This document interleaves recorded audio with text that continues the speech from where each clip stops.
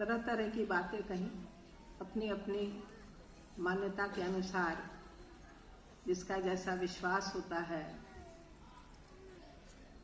उसी अनुरूप दृष्टि बन जाती है।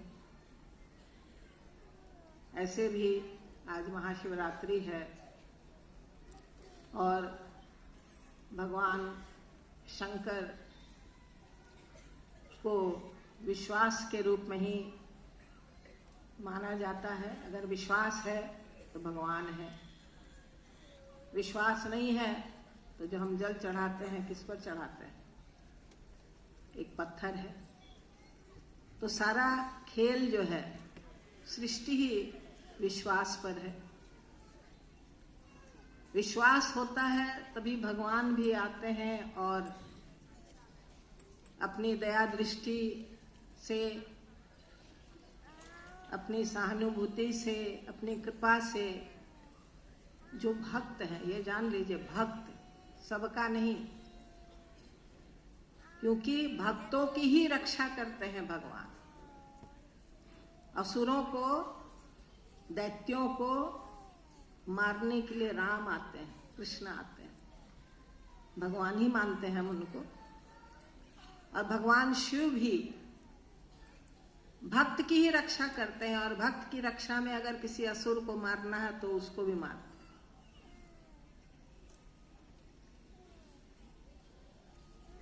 तो विश्वास और श्रद्धा, शिव और पार्वती। आज महाशिवरात्रि जो है वो कहा जाता है कि भगवान शंकर की आज के दिन पार्वती जी से विवाह, शादी हुई थी, इसीलिए महाशिवरात्रि मनाते हैं। क्योंकि हमारे यहाँ बिहार में शिवरात्रि तो सब जगह मनाते हैं, लेकिन बिहार में शादियां रात में ही होती हैं, इसलिए रात का जागरण होता है। रात में लोग जागते हैं महाशिवरात्रि को। तो विश्वास कैसे आएगा? विश्वास के लिए दृष्टि होनी होगी। एक बच्चा जो है उसकी दृष्टि अलग होती है। मैं अभी 2 दिन पहले गुरुधाम में जिस समय कीर्तन चल रहा था, तो एक पिता अपने बच्चे को लेके गोद में और पूजा कक्ष के दरवाजे पर बैठा था और मैं बार बार देख रही थी कि छोटा बच्चा है, वहाँ एक झालर लटका हुआ, उसको बार बार खींच रहा है।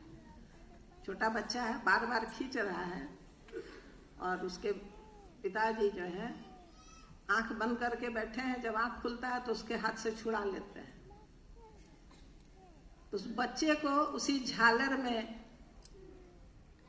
सब कुछ दिख रहा है, वो खेल है उसका, क्योंकि उसकी उतनी ही दृष्टि है, उतनी ही सीमित दृष्टि है।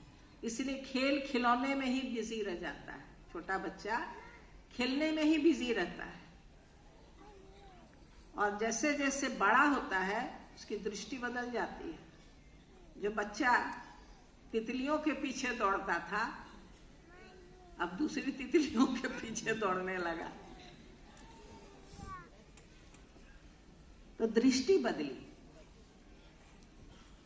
दृष्टि बदलने से खेल खिलौने बदल गए। अब संसार दिखने लगा, घर गृहस्थी दिखने लगी, बोझ आ गया, कर्तव्य आ गया, ड्यूटी आ गई। जैसे अभी किन्हीं ने कहा ना कि अब हमारा समय आ गया है कि अब हम समय आता नहीं है, समय लाया जाता है। ध्रुव और प्रहलाद के लिए समय आया नहीं था, उन्होंने लाया। और जब बालपन से ही अगर दृष्टि हमारी उस ओर रहेगी, हमारा विश्वास दृढ़ होगा, धीरे धीरे वो और दृढ़ता को प्राप्त करता जाएगा। मैंने कहीं पढ़ा था कि